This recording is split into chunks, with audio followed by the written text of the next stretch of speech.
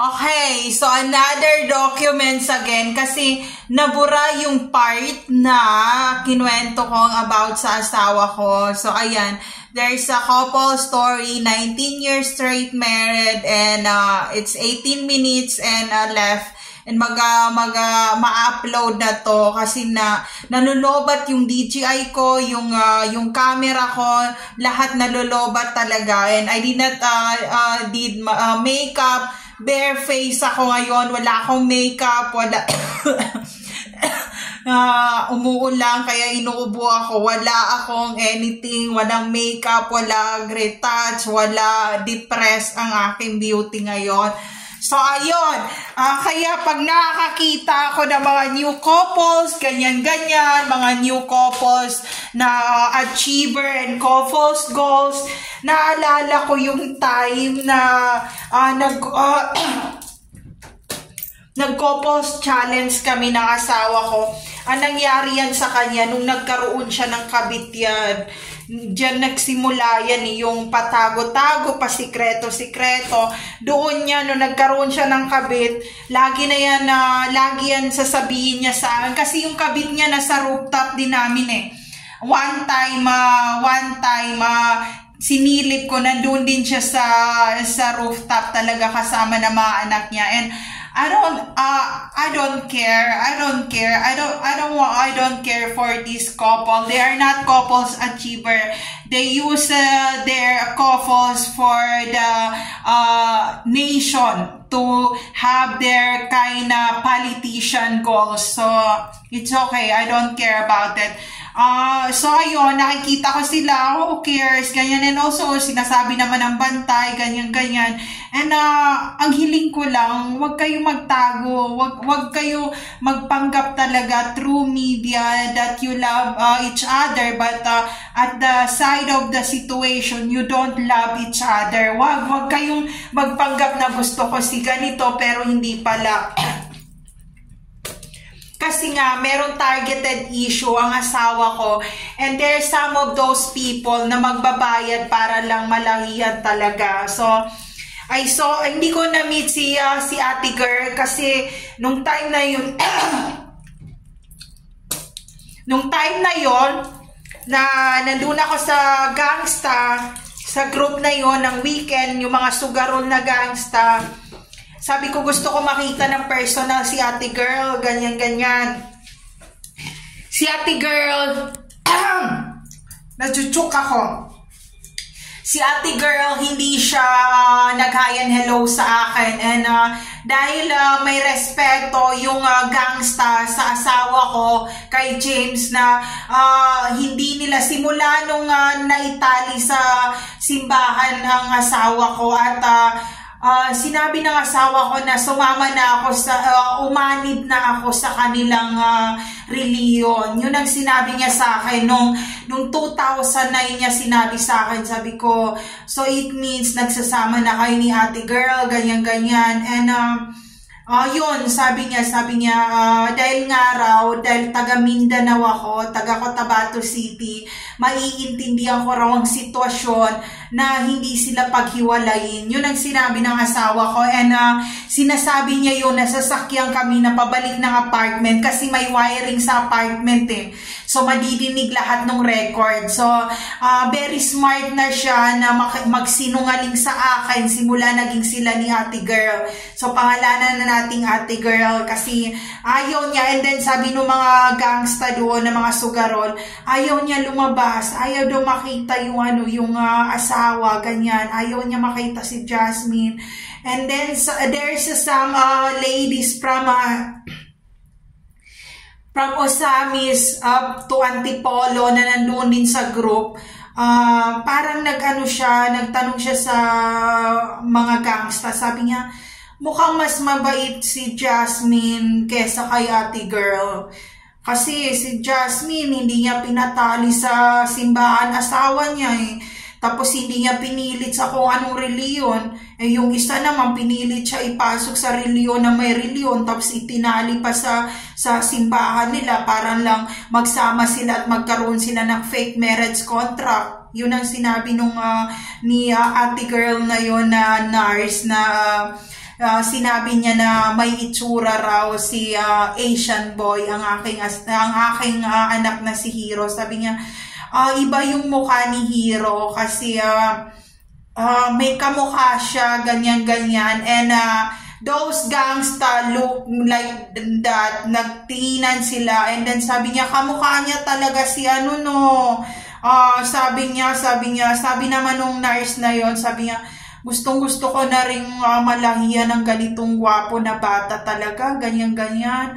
And she's always look at Hero, to Asian boy, ganyan-ganyan. And because I'm a Cotabateños and sa Cotabato City na antingero, I know si ate girl ay albatros at aswang.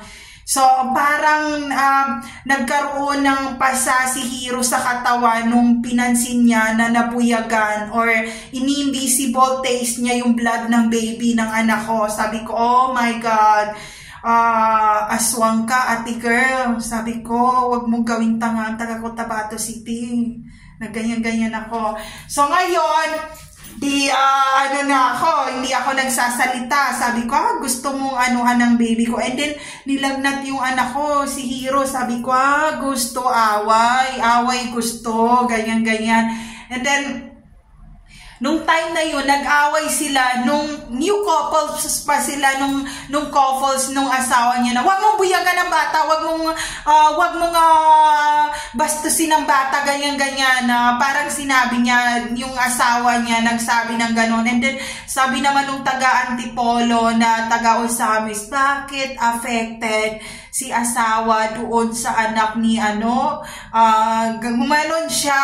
And then, sabi niya, kung gusto mo na magkaanak, simulan na natin, ganyan-ganyan. And pumapayat yung asawa niya kasi parang dinadagta niya ng dinadagta. And nung nakita ko si ate girl, hindi na ganun kataba sa dati. Sabi ko, ano to? Tinira to ng kinantot ng araw-araw or ng 24/7. And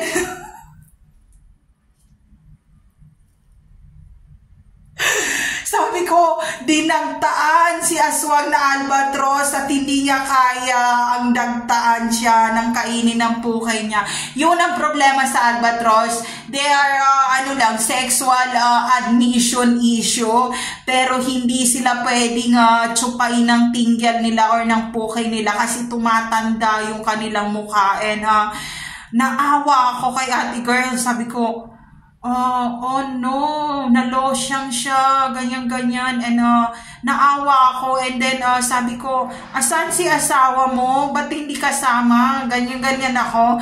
And then karga ng asawa ko yung anak namin. Sabi ko, ba't hindi kasama?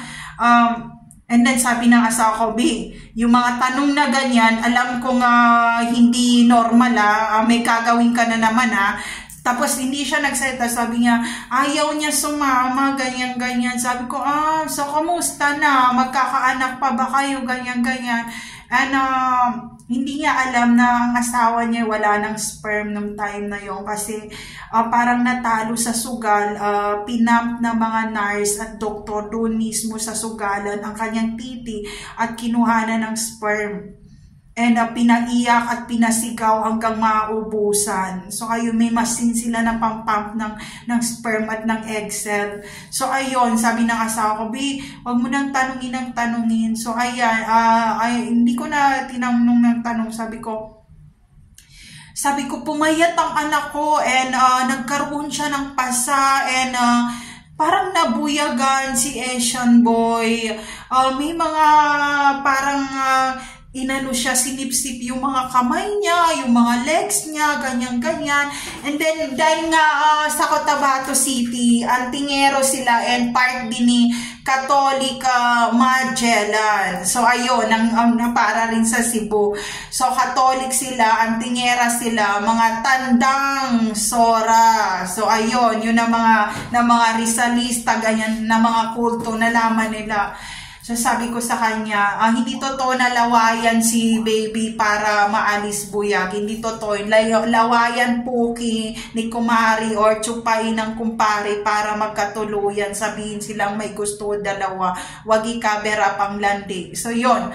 So ayun, nung time na yon, sinabi ko, kasi sumayaw siya kasi nga mukhang dahil hindi na siya sinisipot ni asawa niya, dahil nurse siya, nag-hi na hi si ate girl na nurse, nag-hi siya. Ako, kasi nga, ano ko na yung mga medicine ganyan, sabi ko, oh my God, hi na hi si ate girl.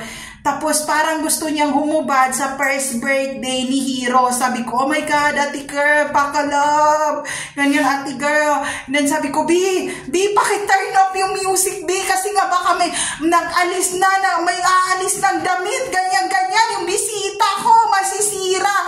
And then, nung time na yun, may mga ibang lahi pa kami na bisita na nasa baba na sila kasi si sir, hindi nagbigay ng invitation. 200 na burger pa sa baba. Ang na french fries at meal, ang kids meal, ang in-order nila sa baba. Sabi ko, andyan ang mga ibang lahi. Sabi ko, oh my God. So, dahil para masabayan ko, inalis ko naman yung ibang damit ko. Sabi ko, ate girl, sabayan natin. Ang ano mo, sabi na sa ako, ba't mo pinalitan yung damit? Sabi ko, hindi, kasi mabait si ate girl. Nakainom siguro to bago pumunta sa venue. And siguro meron silang connection ni McDonald's dahil nasabayan niya yung sayaw. And then meron kami doon din kaibigan na Indonesia. Sabi ko sa Indonesia, sayawan mo kasi si ate girl, iuwi nyo na, Ngayon, ang nangyari dahil na nagwala siya kasi nga sabi niya gusto kong magkaanak na katulad kay Asian boy. Sabi ko, Asian boy, kunin mo muna ang susi car, daddy, ha? Tapos sabi naman ng asa ko, B, malawayan niyo yung susi ng sakyan, bibili na naman paniba. Hindi, nawala yung titer ng baby. And nung time na yun, naglilihi ako. Kaya ang dami kong mga pasemplang ng, B, kainin mo tong burger. Ayoko kumain. B, ang dami kong in-order talaga. Naka 20,000 ako for the catering. Ganun kadami kasi may VIP kami sa baba nung time na yun Sabi ng asawa ko, B, hindi ko kaya kainin, nasusuka ako. And then sabi ko, asa na yung ibang nasa venue? And then sabi nung McDonald's, sabi, ma'am, meron pa ba kayong mga imbitado sa baba? Sabi ko, lahat yan, sa first floor and hanggang sa second floor. And then sabi ng asawa ko, B, mukhang dumadami ang order. Saan galing yung mga tao? Sabi ko, sa baba yan, mga apoprat na sa baba sila ngayon. And apoprat ng Baguio na sa baba. And then sabi niya, ano ba mga pinanggagawa mo? Anong entrapment, birthday ba to? Or anong birthday to? Sabi ko, videohan silang lahat. Yun ang ano ko. So, magmula nun, sabi niya, B, kung susundan mo ako ngayon sa trabaho, bahala ka sa buhay mo. Parang nag-iisip siya. And one time, umuwi siya, ang asawa ko umuwi, sabi niya, B, anong gamot to? Iniiwan niya sa bahay. Sabi ko, gamot yan for depression. Sabi ko, bakit? Sabi niya, B, yung kabit ko, sabi niya, umiinom nito. Sabi ko, ano ngayon? Sabi niya, hay na hayang puta, nauubusan ako ng dagta. Mamaya-maya, chinuchupa. Nagpapatira lagi sa puwit. Ano bang problema nun? So, ayun. Sabi ko, hay na hay si ate girl, nakabit. Tapos gusto niya, nagsisexual siya sa'yo. Yun ang sinabi ko. And then, sabi niya, B, anong gagawin? Sabi ko, uwi kami ng mga bata, bye. Tapos na, ganyan. So, sabi ko, akay ng baby. Sabi ko, uwi na kami ng baby. Uwi na kami ng Pilipinas. Maiiwan naman siya, masamang ugali. So, ayun, nung time na yun, sabi nga, hindi ko alam kung anong unahin kung liligpitin. Sabi ko, bahala ka sa buhay mo. Sabi ko, ininom mo yung ininom ng puta, no? Sabi niya, kasi iba nang ginagawa niya tuwing nagiinuman sa kabila, nilalagyan na niya ng gamot. So, lahat na doon na nabibigaon. Kaya umuwi ako, tumakbo ako dito sa bahay kasi sabi ko, traidor ka. Nagsusugal ka na. Punyeta ka. Saan tayo kukuha? Ang laki ng bahay natin. Ang laki ng apartment natin. Mag-isa lang kami dito ng bata. Saan kami kukuha pambayad dito? Pauwi mo na kami Pilipinas. Sabi niya, B, give me a chance. Give me a second chance. Sabi ko, ang dami ng chance. Nababaon na tayo dito sa ibang bansa. Gusto ko na bumalik. And sabi niya, magpa-pregnancy test ka. Sabi ko, wag mo akong pakialaman. And then, nag-sign na yung police station na for renewal for the residential, ganyan. And kailangan ko na naman ng i-medical. Kung minedical ang asawa ko, oo, nagpa-medical kami. And then sabi niya, B, pwedeng mauna ka muna kasi pakalmain ko muna ang sarili ko. Kasi sabi ko, B, pakalmain o wag ka muna magpakita sa babaeng yan and stop mo muna yung gamot kasi magpa-positive ka sa punyetang medical. Makikita yan ng company, hindi ka na papapasukin, please. Sabi ko sa kanya. So sabi niya, kailangan ko mag-organic, ganyan-ganyan. So nag-organic siya. Sa isang araw, 1 kilong lemon na punyeta. Sabi ko, ayok. Sabi niya, anong ihalo dito sa lemon? Pwede bang Sprite or lagyan mo, sabi ko, yung buong ampalaya, kainin mo mag-isa. Bitter ka.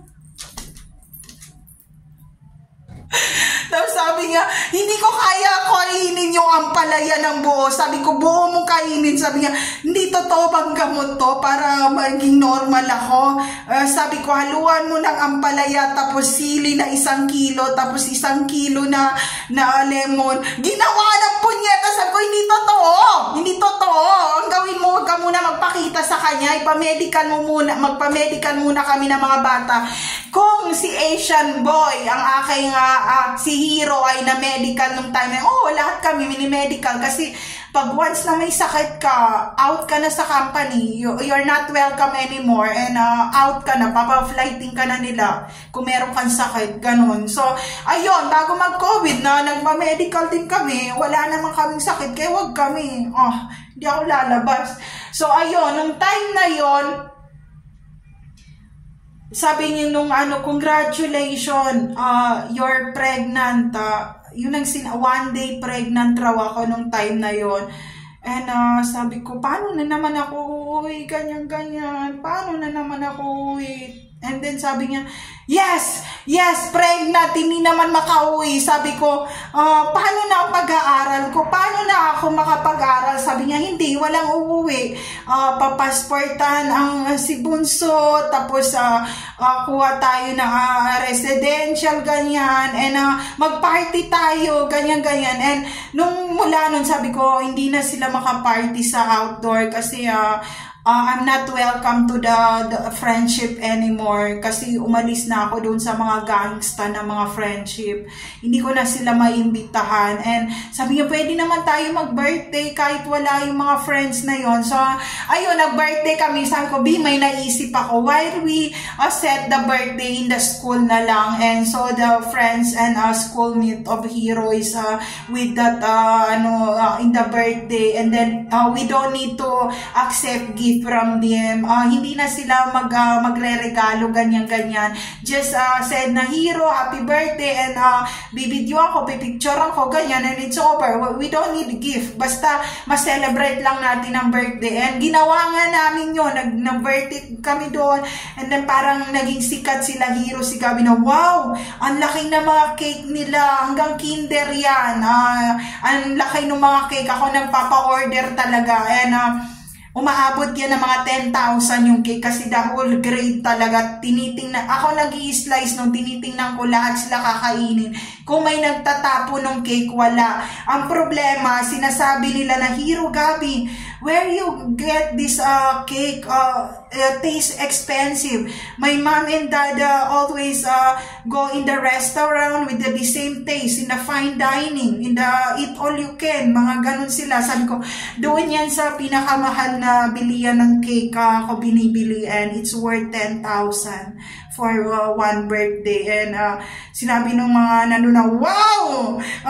Big time si Mami pagdating sa ano. So ayun, kasi namimiss ko yung time na nasa ilog ako sa Cotabato City na kumbaga nung high school pa ako, ganyan na yung mga mayayaman, binabasura nila yung mga pagkain sa school and hindi nila tinitake out. And pinagalitan ako ng teacher ko kasi yung sa basura na pagkain pinulot ko and dinala ko sa ilog, ganyan-ganyan. And the teacher said, why you get all those garbage? It's already garbage, sabi niya. And it's dirty na yan, madumi na yan. Sabi ko, hindi pa kasi nakakarton pa siya, and hindi pa madumi. Yun ang sinabi ko. Sabi ko, hindi pa naman pumunta dito yung cleaner, so pwede ko pang kunin yung mga pagkain. And nung time na yon,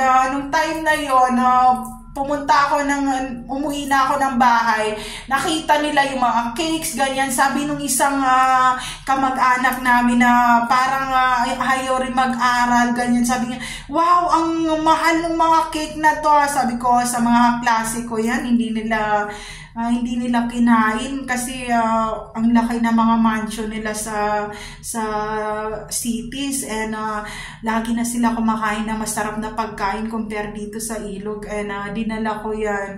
And yun, sinabi nung isang kamag-anak namin, pag siya talaga nakakadelensya, ang daming dinala ko, and kinain pa namin yun ng mga 4 na araw yun. Sabi ko, huwag niyong ubusin, kakainin ko pa yan. Hindi natin tatapon to. So ayun, kaya magmula noon, lagi yan sila nagtatanong na meron bang pera or pagkain o nahablot.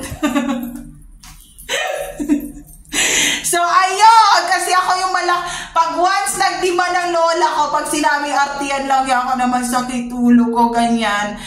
Sabi ko, 20,000 ang i-withdraw natin, sasakit pa ba ang ulo mo? So ayun, sabi niya, yun ang mga gusto kong apo, yung hindi madamot talaga. So ayun, sabi naman ng sabi ng iba namin kamag-anak, saan naman kayo kukuha ng 20 mil ng isang araw? Sabi nung isa namin kamag-anak din, sabi niya, pwede na siguro 1 week 1,000, pero yung 20,000 in a day, tas bigla niya ilalagay sa bra niya yung mga pera. Sabi ng mga bata na mga parang naging ko na rin doon sa area, sabi ang sagwa niya maglagay ng pera sa wallet, sa bra.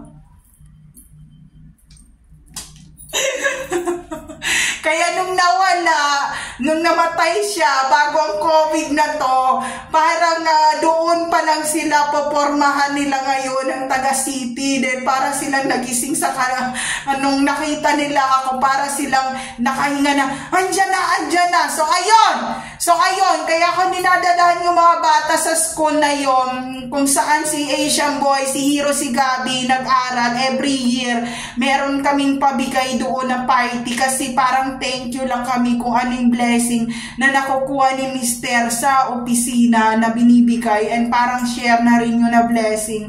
So ayun, may mga nag-share na mga bata doon na, oh, we are expensive clothes, but in the house, we're not eating.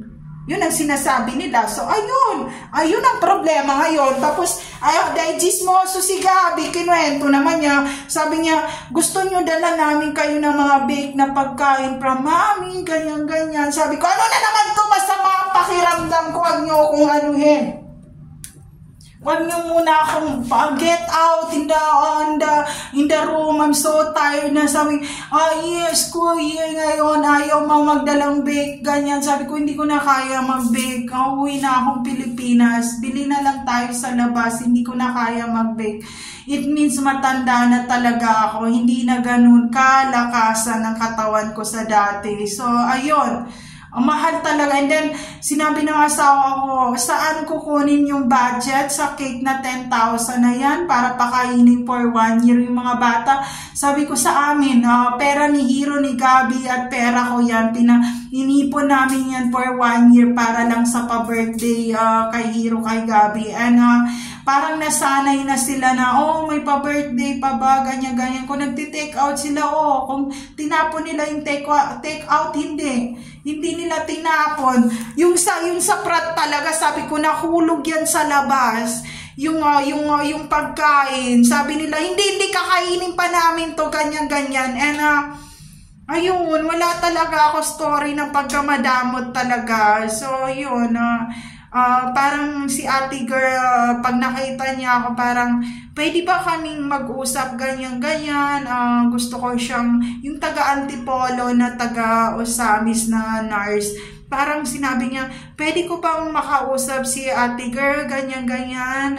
Nung ano pa lang si Hiro noon, 8 months old, nung time na yon. Sabi niya, gusto ko siyang makilala in personal kasi mukhang mas mabait siya compare doon sa kay ate girl na nagtatago, na meron na silang mga tinatago mga babies, ganun. And sabi ko, okay, pupunta ako, pero tingnan natin anong mangyayari, ganyan-ganyan. So, dinala ko si Asian boy kasi nagpaalam naman ako sa asawa ko. Sabi ko, B, punta muna ako sa kanila. Gusto nila makita yung baby, ganyan-ganyan. And nung nakita, nung time na yun, kasi sinabihan din ako ni ate girl na pwede ko rin ba makita yung baby, ganyan-ganyan. Gusto raw niya kasi gusto niya magka-baby raw, ganyan. Kaso ang problema, itong asawa niya na nakasama niya, wala nang sperm to eh. Then, naging casino men pala to eh. So, nung time na yon wala si ate girl na nurse, na medtech. Kung medtech siya, medtech talaga siya. And every 2 years siya umuwi, ganyan-ganyan. Tapos, sabi niya, sabi ko, saan si ate girl na nurse? Gusto niya makita si Asian boy, ganyan-ganyan. And sabi nung ni casino man na lalaki, sabi niya, pakarga muna, pakarga nung baby, pakarga. And then parang nasabik siya doon sa baby, tapos kinarga niya, tapos maya-maya umiyak si Hiro, umiyak siya. Pero nung kinarga niya, hindi na umiyak. And niyakap niya and hinalikan niya. Sabi ko, sa kamay lang, wag sa pisngi. Sabi niya, ang gwapo ng bata. Sabi niya, ang haba ng mga galamay, baka paglaki nito matangkad to, no? Ginanong-ganon niya. Tapos tiningnan niya yung mga paa, ganyan-ganyan. Sabi niya, ano siya, soft yung mga paa niya, ganyan-ganyan. So, ayun, sinabi nung sabi naman nung kasama na Indonesia na kasama nila doon, sabi, dito ka muna, dito, tayo kayo dito, ginaganon kasi niinis niya kami. Tayo muna kayo dito, tas tayo dito casino men, tapos kargain si baby. Sabi ko, ano bang problema nyo? Ano bang problema nyo? Sabi, tabi muna. Sabi ko, si ate girl na medtech, pauwi na yon, uwi na rin kami sa bahay. Then tumatawag ang asawa ko, Nabi, wag abutan ng ulan or madilim kasi malayo yung lugar. And sabi ko, okay, pagbigyan dahil ayaw ko palabasin, ayaw ko pauwiin, ganyan-ganyan kasi gusto nila ng kausap. Kung sasaktan nila ako, hindi kasi nga hindi pa kami nagkakilala ng asawa ko, doon na ako tumatambay. So sabi ko, okay, anuhan nyo, kumbaga seryosoin nyo. Tapos nagganyan kami, tapos sabi niya, okay, wag kayong magalit dalawa. Sabi ko, sabi niya, bagay kayo ni Casino Man, tapos Asian boy, tapos itong isa parang Pilipina na hindi alam yung sabi ko, yung baby, pinakarga ko lang, ganyan. Wag ako kasi kinasal na kami nung 2008. Yun ang sinabi ko kay tita Indonesia kasi marunong na siya magtagalog. And sabi ko kay Asian boy, call her tita. Sabi ko ganon. And sabi naman ng sabi ko, ito tito, casino men naman to. Lahat sila tito and tita ang tawag mo sa kanila paglaki mo ay nakatingin lang yung baby, ganyan. And nakatulog siya kasi nga kinarga niya and nakatulog yung baby. Sabi niya, mahimbing ang tulog ng baby, ganyan. And sabi niya, sabi ni Casino Men, magbakasyon kaya ako ng Pampanga.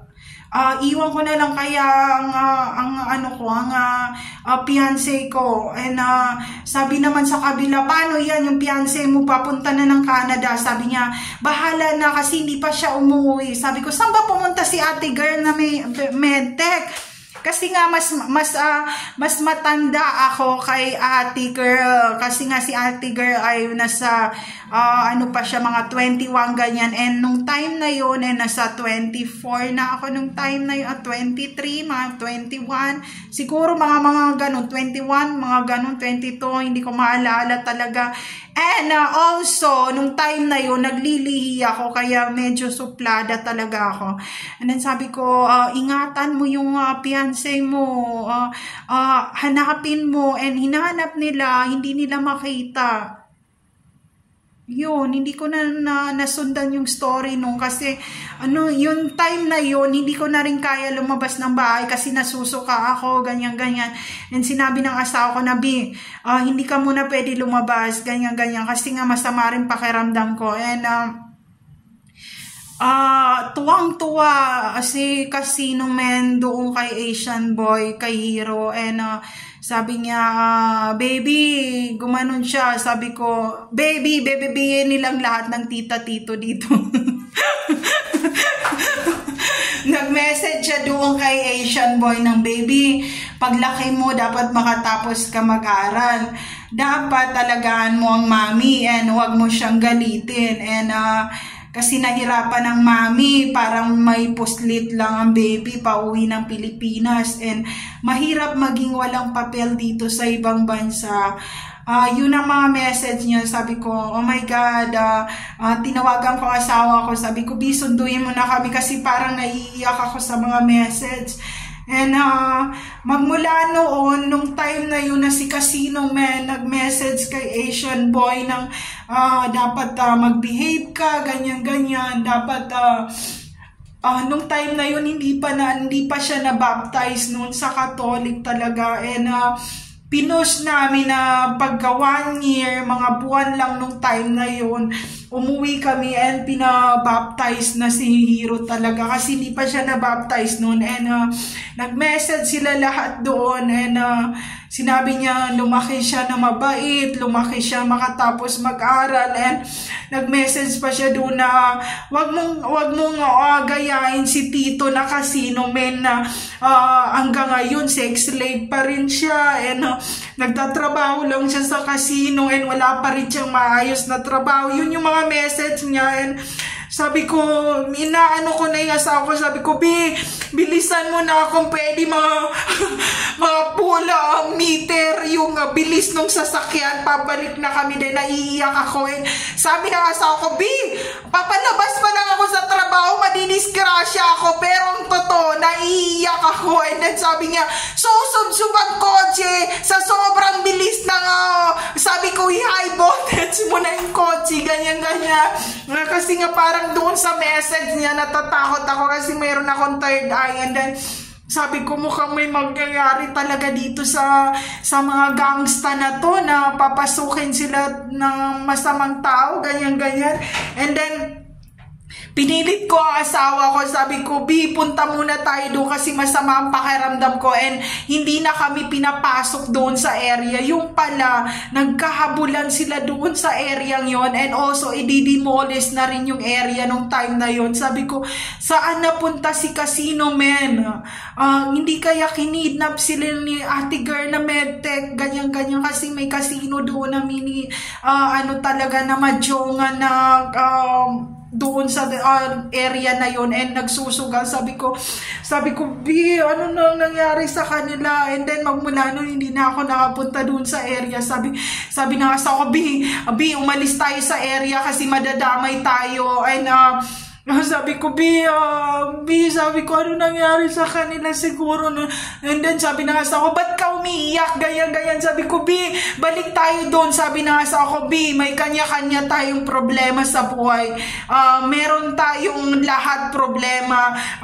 Kailangan ipadlock muna kayo dito mag-ina, and huwag kayong pumasok doon sa area. And nagbabiral na nga sila through the media and also in the international, in the ABS, GMA, TV5 na mayroong mga OFW na ganito, nawawala, ganyan. Sabi ko, B, punta ako sa area, B, and then sabi niya sa akin, B, mayroon tayong kanya-kanyang problema na nila yon, and matagal na sila doon sa area, minamanmanan sila ng mga pulis doon. Wag kasi mayroon din siya mga katrabaho doon na tumakbo rin na umalis din doon sa area, kasi nga raw mayroon doon mga nagsisigawan, ganyan, tapos parang nagkakasakitan doon sa area na yon. And sabi ko, either nasama yung casino madyonga nila, or nasama yung mga, kasi maraming mga babae doon na mga kasama nila na the whole building. Sabi ko, damay-damay sila doon,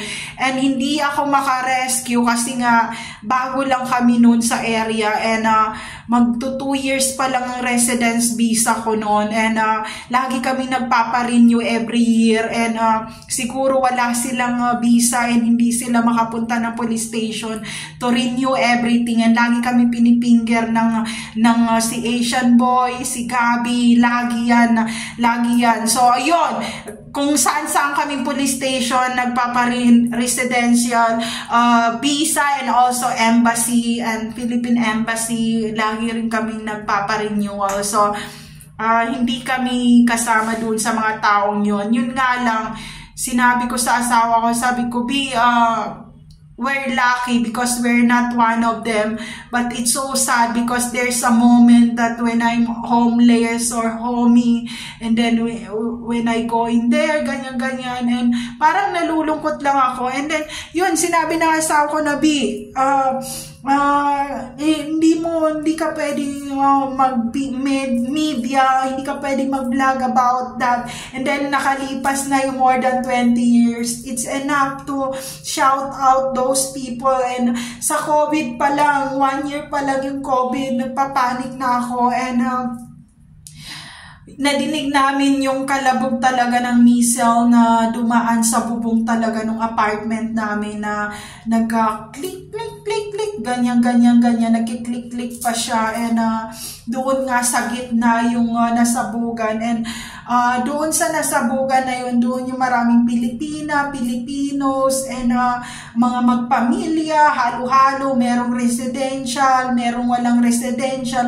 Ang inisip ko niya, nung pagkatapos nung pagkasabog na yun, baka namatay na sila, and magmula nun laging dumadaan ang ambulance, ang sport car, ang lahat-lahat na lang ng military, ganyan, dumadaan. And dahil sinasabihan naman kami ng government na kumbaga out of those area, kasi yun yung area na mahihirap, and dito kami sa area ng second level na merong mga pera, merong mga pangalan, and nasa university. So doon kami nakatira, and yun, hindi kami pinapapasok sa area na yun. And ang nagagawa ko na lang, umiyak,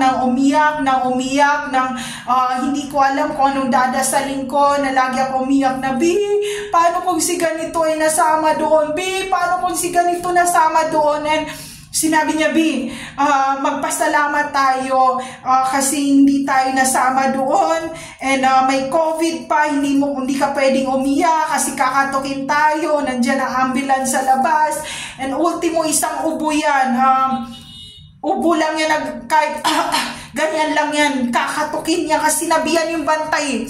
Tapos itong mga gangsta na to na nasa casino, di ba nag-aaway sila, tapos merong Filipino groupings. Ang ginagawa nila para magkapera, bibigyan sila ng pera para ganun lang ang pintuan ni ganito na pakinggan yung ako may upo, tapos sumbong tayo police and then ambulance, tapos kung positive ng COVID, patay na yon, hindi na siya makabalik dito sa apartment. So nagkaganon talaga, and then may mga footage pa ako na wala ng tao sa kalsada, na kami na lang, nila Hero, ni Gabi, ng asawa ko, and sabi ko, B, apocalypse na to, B, uwi na ako.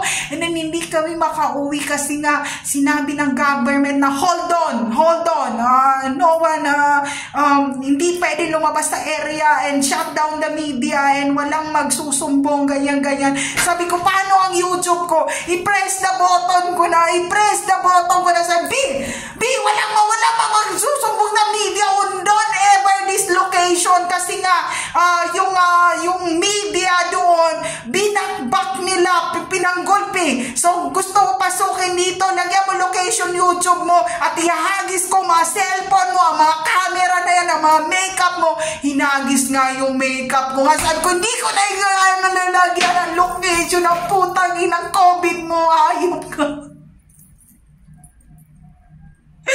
So, ayun, ang ginagawa ko sa pasok sa kwarto, doon ka muna umiyak.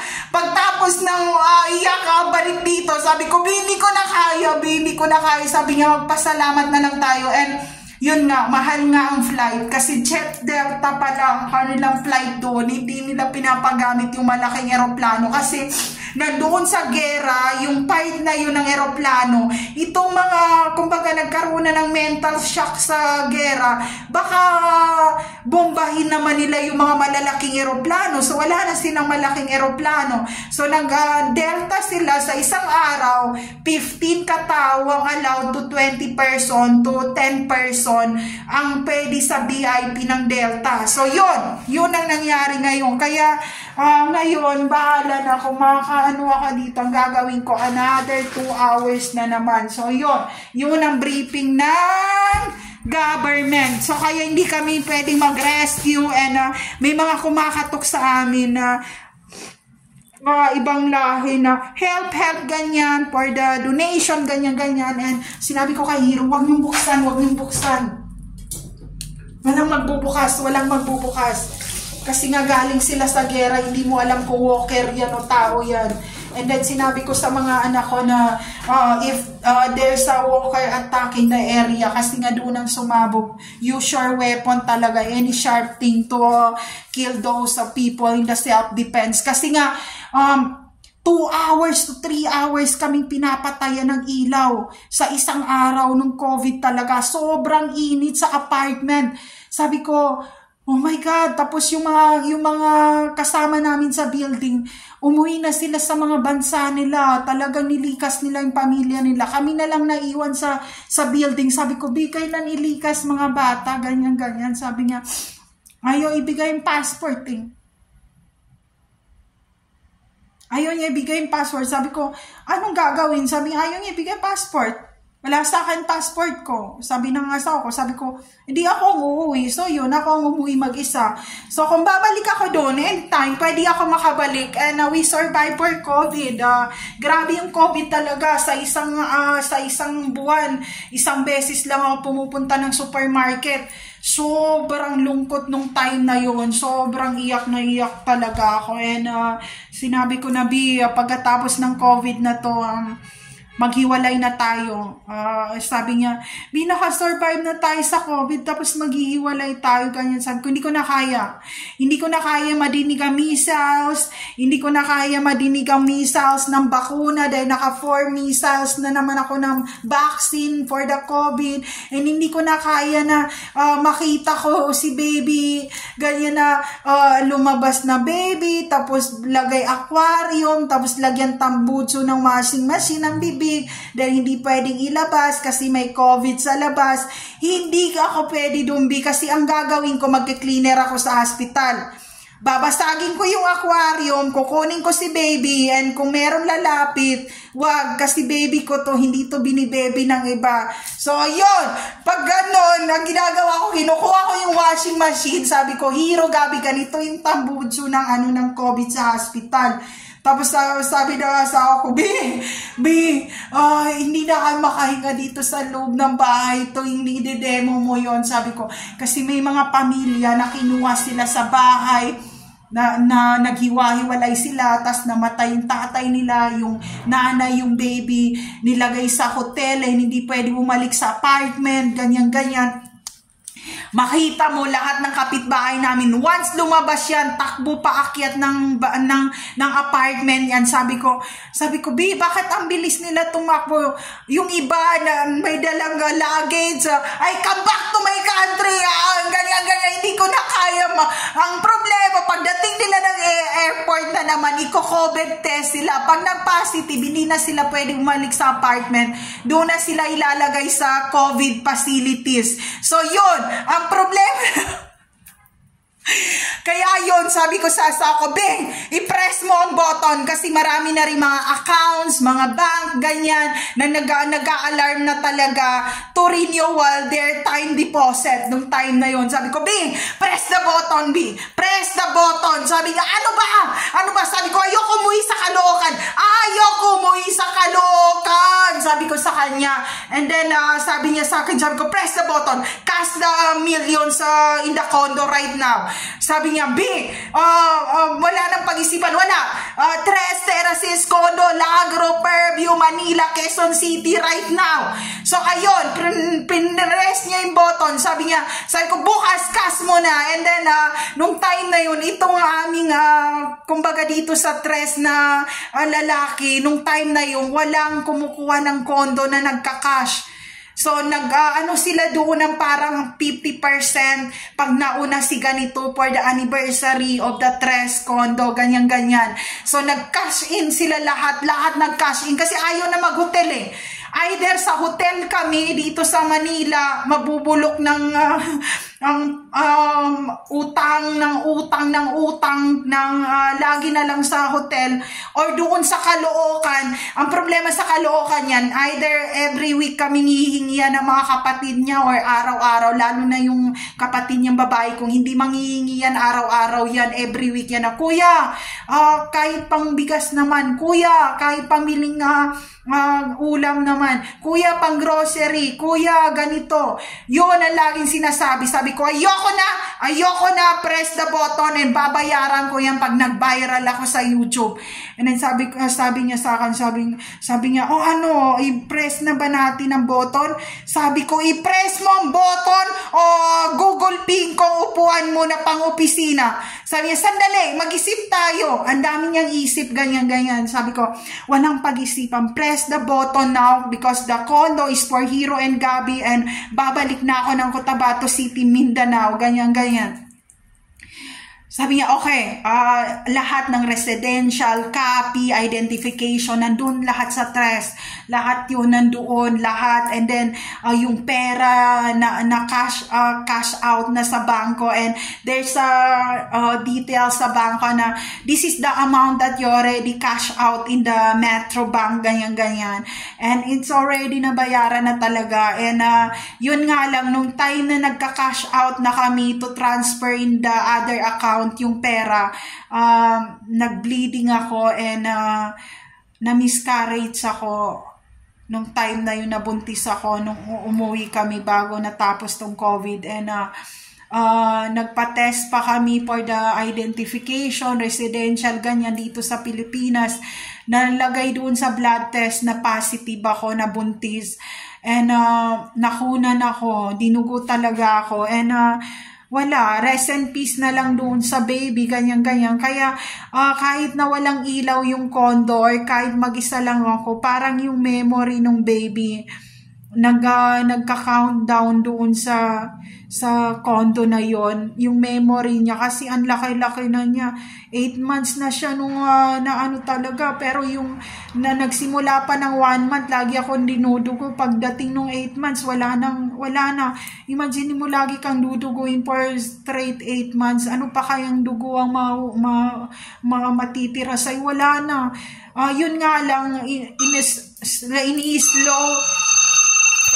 Yes. Okay. Lalabas na ako. Bye. So, yun, tinawagan na ako ng hotel. And, ayun, pumapatak yung metro nung time na yon na hindi pa kami nagkaroon talaga ng bahay. So, at least ngayon, may condo na kami sa Tres. So, yun, kinash out ko. Sabi ko, pagdating ng araw, babayaran niya ni Asian Boy yan at ni Gabi yan. And, magiging sa kanila yung apartment na yon. And, ayun, nung time na yun, sabi niya, buti naman, kasi pumunta na kami ng Caloocan, ganyan-ganyan, sabi niya, buti naman nakapag-isip ka pa na bilhin yung condo, no, kasi kung naabutan naman natin tong pangyayari na to, hihingian na naman ako ng hihingian ng mga kapatid ko. So, ayun, maghingian kayo ngayon. So, dahil naka-press button na tayo, tingnan ko kung magkano yung pera na left ko ngayon na din, nga hindi ko pa ako tapos mag-upload. So, tingnan natin kung anong mangyayari ngayon. Kasi, 20 minutes na lang. Ayan. So, 20 minutes na lang and mag-check out na naman ako. So, titingnan natin within 20 minutes kung ano mangyayari. So, naka 50 minutes na to. Ang dami ko ng kwento kasi dapat isahan na lang ang upload nito. So, ayun. At least meron na kaming condo and matagal-tagal pang hiwalayan ayun kasi hindi ganun kadali ang paghiwalay. At least meron na ako mga documents and videos na ipapakita doon sa Supreme Court na ito yung naranasan ko kaya ako makikipaghiwalay sa kanya. So ayun, there's no safe place to all targeted individual out there. Take care always everyone. So ayun, marami tayong pagdadaanan pero walang susuko. Lahat tayo ay mag-move on. So, ayun lang.